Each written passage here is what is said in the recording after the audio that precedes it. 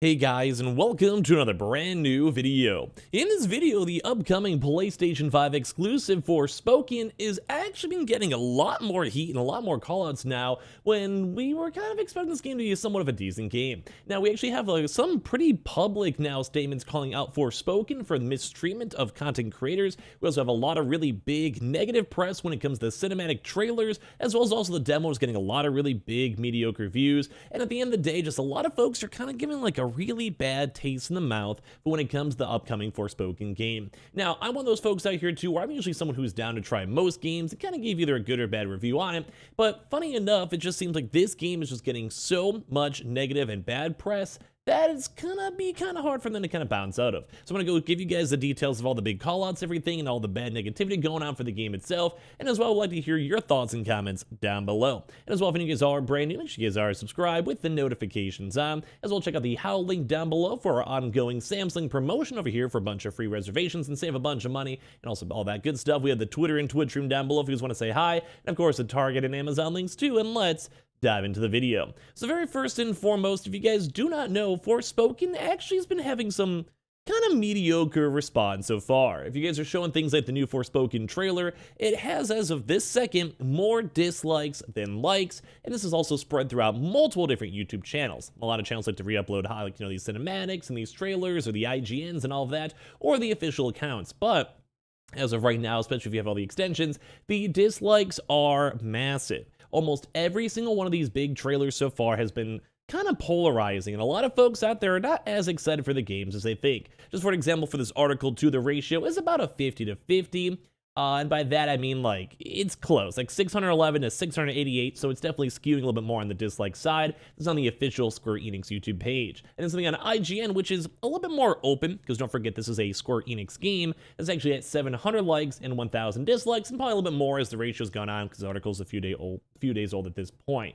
And a lot of folks are kind of just very skeptical on the reception, on the trailer, on the characterization, the actual writing, and everything all in between when it comes to the game. And rightfully so, because we have seen many of these different types of games where they kind of like miss the mark, or they're trying to go and force a certain character model, character description, or whatever it might be, that may not fully go and work at the end of the day. And as well, we've also been having really mediocre stuff when it comes to the demo.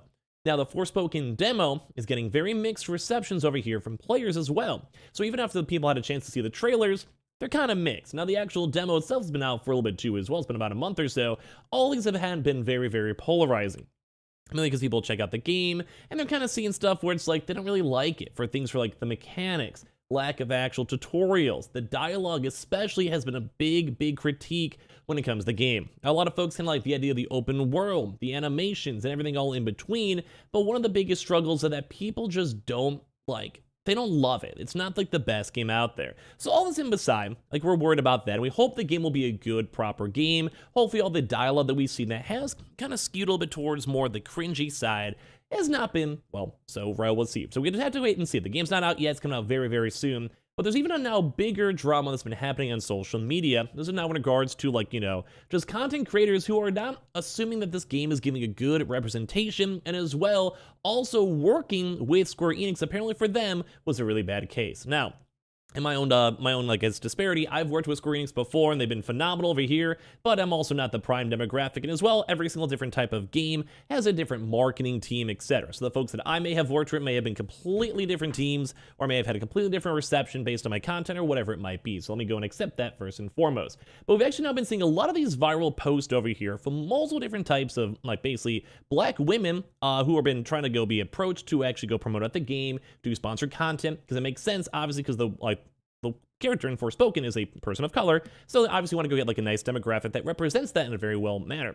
But sadly, almost all the folks that we've been seeing kind of approach to do these sponsorship campaigns have been almost somewhat insulted by Square Enix. So I want to go and showcase a post over here, kind of highlighting one of these, where she says, "I just wanted to let y'all know I won't be supporting Forspoken due to multiple levels of misogyny, or, if I said it correctly, I know what I do and say it doesn't matter on the large scale, but it's the principle of the matter. how do you have a black woman protagonist and then offer to underpay BW creators? So kind of the big point in this, and it's kind of been popping up a little bit on social media, is that they're just trying their best to go get these campaigns for these communities that would, resonate. They would feel with these characters. They'd be able to go represent and do a very, very good sponsorship push, which is nice to see. But when the secondary thing is that Square Enix, and I'll let her go and speak on her own behalf, but that Square Enix itself is kind of basically saying like, hey, like let's say I want to do a $1,000 sponsor, they'll be like, yeah, we'll give you $200 because that's more of our proper budget. Now, contract rights and financial stuff is slightly different, but more so some people have like set rates, and especially if you're doing a specific campaign with specific audiences,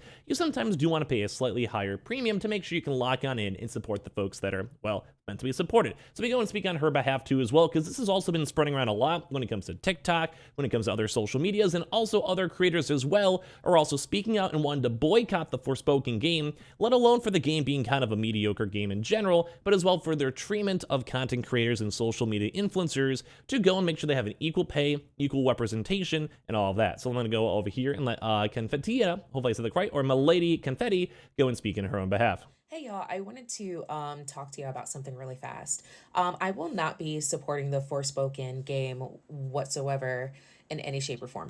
Not only do I have issues with the game itself and Frey as a character and how she's characterized, I also take a lot of issue with Forspoken reaching out to me to work with me on Twitch, and I quoted them and they came back with a quote that was 70% less than what I quoted them for. Keep in mind, this is a game that centers on a black woman, and companies like Square Enix are always asking, what can we do more to support black content creators? And when it comes to black women, you pay us significantly less even when we're the star of the show. The thing is, I know my worth and I know the impact that I have. And the fact that you all can't see the value in that is not my problem. I'm sure if this was any other game, you would not do that to white creators. I guess I should have expected this with a game starring a black woman that is written by all white people. Or from a company who a few months ago, one of their lead game devs said, I don't want black people in my Final Fantasy game. Again, I know my worth and I know who I am, and I know that games like this will probably need more black content creators as their face versus us needing you. Especially when your game launches the week before Black History Month. But good luck with all that. So as you guys can kind of go and see from all these kind of statements and pushes with this, too, a lot of folks are kind of calling for a boycott in the game itself. And for me, I'm kind of on her side when it comes to the representation-wise of, if you have this niche market, you do need to go and, well, number one, have to pay out money for it, and if it's like the normal rate, you sometimes got to go and have a little bit of a wiggle room. Now, obviously, there's always those outside chances where maybe she's like, I want $50,000, and they're like, hey, we could do a good campaign at $5,000 or whatever. But at the end of the day, I think a lot of times if there's a 70% lesser rate and they're not initially approaching you with the proper rate itself, there is definitely like a miscommunication and all of that. Especially too, because sometimes, as I mentioned, this is more of a niche case where this is like the representation they want. These are the content creators that they need at the end of the day. And now there's also been the outside drama too, as well, as they mentioned, where sometimes you kind of have this just big disconnect. We're seeing this a lot right now with the Velma TV show, where you kind of have like a specific niche character or like a person of color or person of like a different ethnicity, and they're just like completely bombing it. Like they just don't know how to make it funny or how to resonate, or it's just the low-hanging fruit humor. And now I'm one of those folks too as well. Like I'm not someone who likes to get too strung up on race or religion or all that stuff. Like I'm just like, you're vibing with me, I'm vibing with you. But when it comes to the actual like paying and working and kind of representing these content creators, bro, like some places, they just don't know what's going on.